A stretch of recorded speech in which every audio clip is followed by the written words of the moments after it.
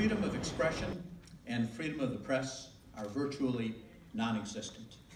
The cost of trying to do independent journalism inside that country can be threats, detention, and beatings. In 2005, in retaliation for RFE-RL's unflinching coverage of a massacre in the city of Andijan, the Uzbek government closed down our bureau. It also blocked access to our Uzbek website. But people are stubborn about getting the news they can trust. With a loyal audience, the clever use of new technology, and deep connections within the country, RFE-RL's Uzbek service remains one of the most trusted sources of local Uzbek news for audiences inside and outside the country. Here's a closer look at our Uzbek service.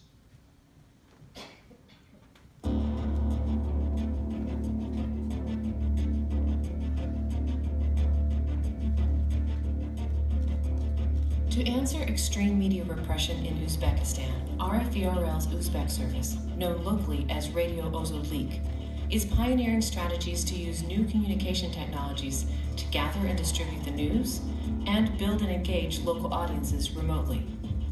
With more than 1 million subscribers across several social media platforms and an average of 6 million views each month on YouTube, Radio Ozodlik provides a vital means to bypass the government's extreme censorship.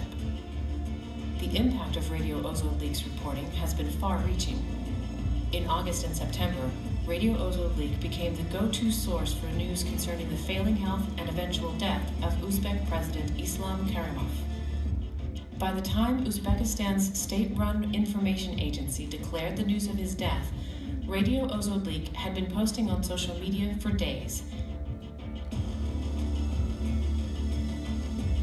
Radio Ozodlik's reporting has also prompted the Uzbek Security Agency to launch nationwide inspections of nursery schools after the service published local testimony about multiple cases of child abuse and after-hours brothels being run in nursery schools in the south.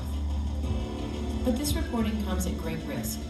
Courageous stringers denied accreditation by the Uzbek government face tremendous threats on a daily basis. And Ozodlik journalists, most of whom are banned from entering their homeland, have had property seized by the government and have had relatives persecuted and imprisoned.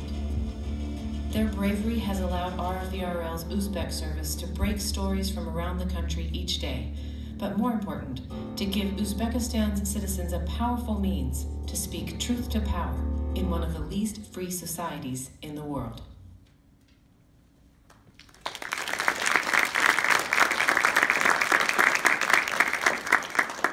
Ozodlik staff has assembled a massive network of citizen journalists who communicate with our staff through encrypted messaging apps. Residents in even the most remote villages turn to Ozodlik to learn of breaking news, to publicize corruption by local officials, and just to document their everyday lives. Uzbekistan's new president, Shavkat Mirziyoyev, has taken some initial moves toward opening up the country and perhaps permitting a freer press. We welcome any developments that would allow us once again to discharge our professional mission from inside Uzbekistan. Please help me welcome the chief of the RFE-RL Uzbek service, Alisher Siddiqui.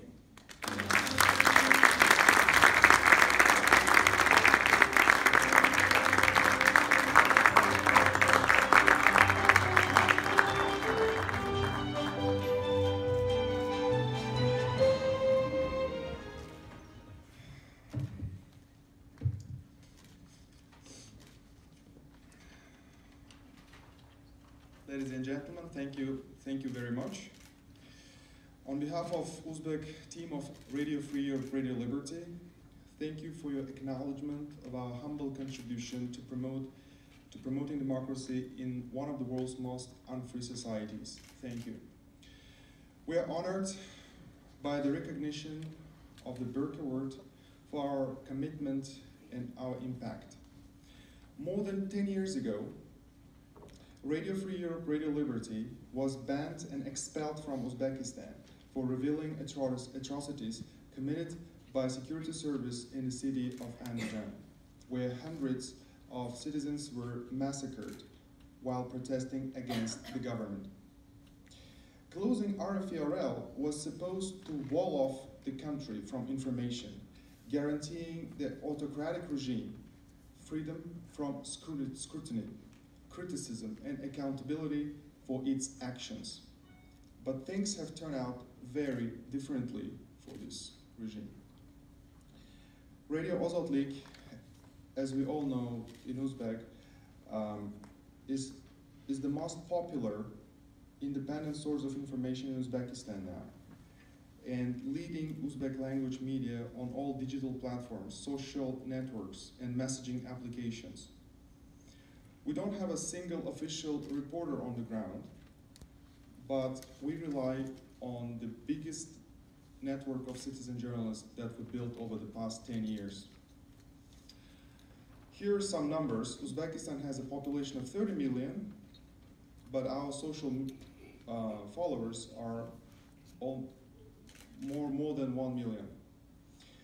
So we have over 5 million views on YouTube every month, 4.5 million listens and downloads of our daily podcasts.